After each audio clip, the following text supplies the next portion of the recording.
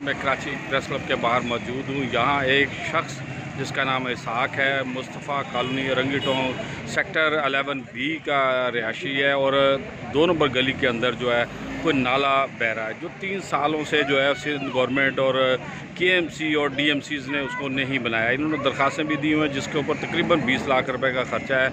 वहाँ इसका कहना कि मदरसा भी है और वहाँ पर मस्जिद भी है, लेकिन वो नाला अभी तक तामीर नहीं किया जा रहा, जिस पर 20 लाख लगाकर सिंध हुकूमत उसको बना सकती है। लेकिन ये आखिरकार ख़ुद मजबूर होकर कराची प्रेस क्लब के बाहर पहुंच गया और अपने बच्चे फ़रोख्त 1 करोड़ में करना चाहता है। उसका कहना था कि मैं ये काम इसलिए करना चाहता हूं कि मेरे इलाके के अंदर जो है इस वक्त सूरत हाल ये है कि वहाँ खंडर बना हुआ, कोई वहाँ पर ऐसा इंतज़ाम नहीं है कि वहाँ रोड बेहतर हों, गलियाँ बेहतर हों।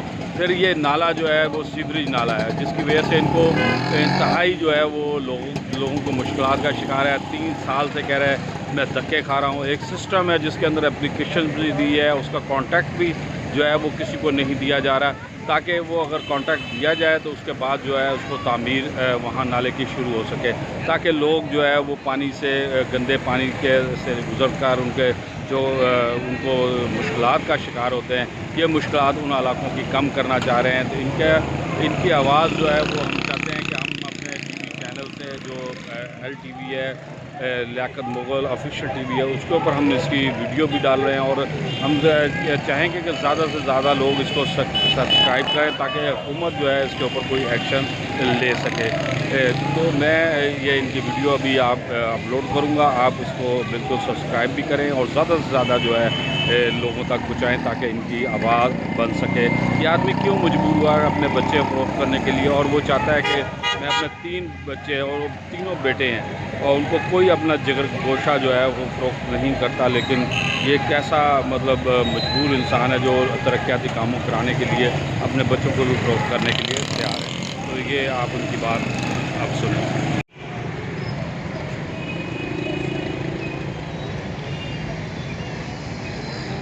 अच्छा, क्या मसला है ये बताइए ज़रा। मसला ये है, मैंने ये एप्लीकेशन दी थी KMC में, तो इसके ऊपर मैं 3 साल से भाग रहा हूँ। इसके ऊपर कोई भी जो ना सुनवाई नहीं हो रही है, खाली ये कागज़ों के अंदर ही फाइल घूम रही है। ग्राउंड पे मुझे कोई काम होता हुआ नज़र नहीं आ रहा है। लोगों को मुश्किलात इतनी है कि लोग नमाजी जो ना मस्जिद में भी नहीं जा सकते हैं और ना मदरसे जा सकते हैं। बच्चे जो उस गली में एक मस्जिद है, एक मदरसा है।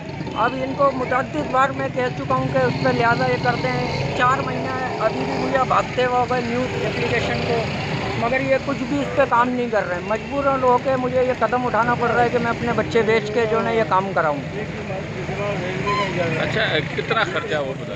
तकरीबन इस पर 20 लाख रुपए का खर्चा आ रहा है, मगर मैं बच्चे 1 करोड़ रुपए के बेचूंगा और अल मुस्तफ़ा कॉलोनी में जितनी तामीर होगी इंशाल्लाह मैं कराऊंगा उसको। अच्छा, क्या वहाँ पे कुछ समाजी लोगों से आपने रब्ता किया? नहीं, अभी तक वहाँ औरंगी टाउन में हमारा पसंदा इलाका है, ना मीडिया आती है उधर, ना कोई ऐसे लोग आते हैं। वो लावारिसों की तरह हमारा इलाका छोड़ा हुआ है।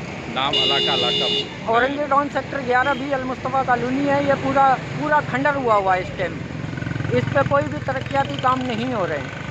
तो हुकूमत से क्या मुतालबा है? हुकूमत तो अगर होगी तो मुतालबा करूँगा ना। हुकूमत नाम की मुझे कोई चीज़ नज़र नहीं आती है। अगर आपको कहीं दिख रही हो तो मेरे पास भेज दिएगा। नहीं, वफाकी हुकूमत ने भी दावा किया है और ये वफाकी हुकूमत या सूबाई हुकूमत सिर्फ वादे तलक है, बाकी ग्राउंड पे कुछ भी नज़र नहीं आता है।